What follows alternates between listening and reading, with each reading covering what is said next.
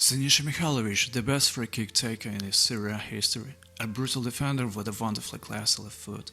When he was a kid, his father had to replace the garage door every few weeks because of the force with which his son practiced his thunderbolts. He converted 28 goals from direct set pieces. That's an all-time record in Italy, and the match lost to Sampdoria December 13, 1998 deserves special mention, because that day he converted 3 direct free kicks in a single game. In 1998, he was in Bianca Celeste t-shirt in a match against his former club Sampdoria and gave a masterclass in whipping free kicks. His first 2 strikes went over the ball and curved away from the left hand of the Sampdoria goalkeeper. The final effort curved inwards to the right of the keeper, starting outside of the far post and batting in with the skill of a magician. That hat trick was unparalleled. Sinisa played for Sampdoria before. The goalkeeper Fabrizio Ferron was his good friend, so he knew all his secrets. Ferron also knew a lot about Mihajlovic, but that day it appeared less important. Going to the pitch, Sinisa told his friend to beware. Listen, Ferro, if you try to move before a strike, you'll definitely have to pick that one out. And then it turned out like in a fairy tale, a free kick and then a goal, another set piece and another goal, and it was just the first half. Before the second half, when the opponents were going from the dugout, Sinisa tried to tell Ferro something, but the keeper protested and waved hands to make Sinisa shut up. It was really his day. However, the day before he couldn't even imagine this, because his leg hurt so badly and he even had doubts whether to go to Roberto Mancini's birthday. He wouldn't go and wouldn't play the next day if it wasn't for his wife. The thing is, on Italian TV there was a show called il Calcio, those ones who are the football, when football wrecks have to comment on their husband's play. And it was Ariana, Sinisa's wife, turn to do it. So the husband couldn't let his wife down. I couldn't miss that much, he later explained. It would have ruined all the plans of TV, so I had a painkiller jab and went to the field. The Serb admitted that he wouldn't actually play football if he wasn't allowed to take free kicks. I didn't like football all that much, but the free kicks were great. If they hadn't been that, I might not have played. Nevertheless, he was in football till the very end. It became his psychological cure, a safe haven from the hardships of life.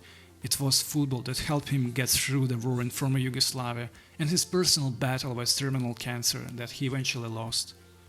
In 1991, when his club Red Star Belgrade won the Champions League, his hometown of Vukovar became the place of atrocities and war crimes. In the season of 1999-2000, when the UN troops bombed Belgrade, he won the Scudetto with Lazio. At that time I wished my training sessions could last 24 hours, that my games would last all day long, because just in those moments I didn't think about war, bombings and stuff. And several decades later, when he was fighting his personal battle with cancer, football also came in handy. On 13 July 2019, Mihajlovic announced that he was diagnosed with an acute form of leukemia, however still stayed on as a manager of Bologna. Red Star Belgrade taught Serbian Zvezda. 21-year-old Mihajlovic joined Red Star Belgrade in December 1990. The club bosses paid for a high-profile transfer of 1 million Deutschmarks, the former German national currency that today's euro is based on. As for his personal salary terms, the midfielder signed a 4-year contract for 240,000.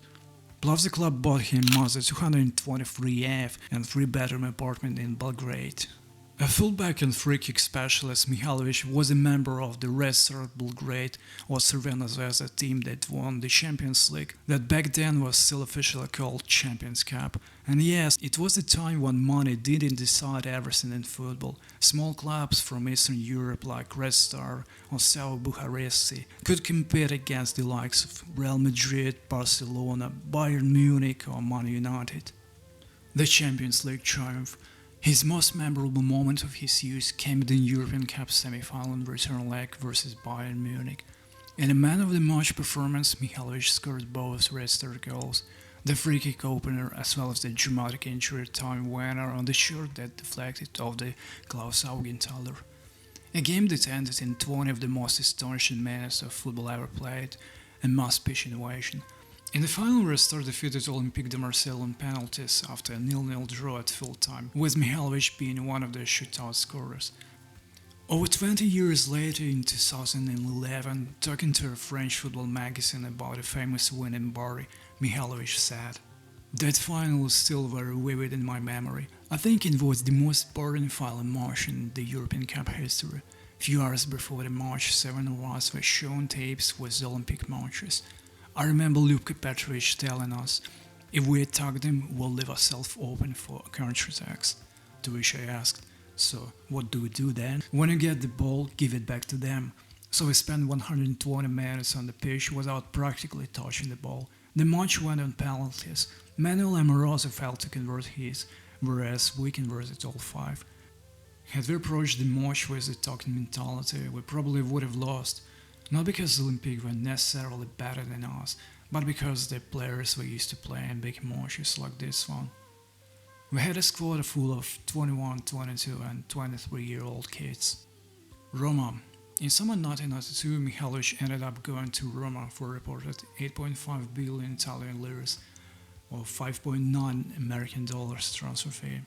Lazio again, or Galacticos project in Rome. The years Sinisa Mihajlovic spent in Lazio probably were his heyday. In the summer of 1998, Mihajlovic got back to Italian capital. This time around, he joined Biancoceleste for 8.5 million euros.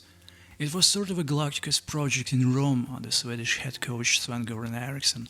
A couple of years before Real Madrid president Florentino Perez came up with the same idea of heavily investing in high-profile players: Juan Sebastian Veron, Alessandro Nesta, Pavel Nedved, Marcelo Salas, to name a few. And the club not only bought players but sold them at a time. For instance, Cristian Vieri eventually moved to Inter for then whooping 50 million euros. Very quickly after coming back to the capital from Sampdoria, Genoa, Mihajlovic won his first piece of silverware in Italy as Lazio beat Juventus in the Supercoppa Italiana late August 1998. An ambitious outfit backed by President Scrignotti food business, Lazio already challenged for major trophies as it finished the previous season a Coppa Italia winner and a UEFA Cup runner-up. However, league success still proved elusive, with 7th place in Serie A simply not meeting expectations. Strengthening the squad for a serious run at the Serie A title, in addition to Mihajlovic, the summer 1998 transfer window also saw Scrignotti bring in 19-year-old midfield talent Dejan Stankovic from Red Star Belgrade, established goalscorer Marcelo Salas from River Plate, and finally, near the end of the transfer window, as the biggest scope of all, superstar striker Cristian Vieri from Atletico Madrid. With Lazio, Mihajlovic reached the final of the 1999 UEFA Cup Winners' Cup, winning the last edition of the competition with 2-1 victory against Mallorca. Lazio also won 1999 UEFA Super Cup. He played 26 times and scored 7 goals during the Serie A 1999-2000 season, as Lazio won the second Scudetto in its history.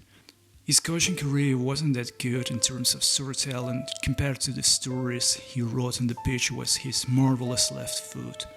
The Serb had most recently coached Bologna for 3.5 years, becoming a sentimental favorite for fans and players, even after his diagnosis in 2019, before he was sacked in September. Players sometimes gathered on the Mihajlovic hospital window when the coach was receiving treatment.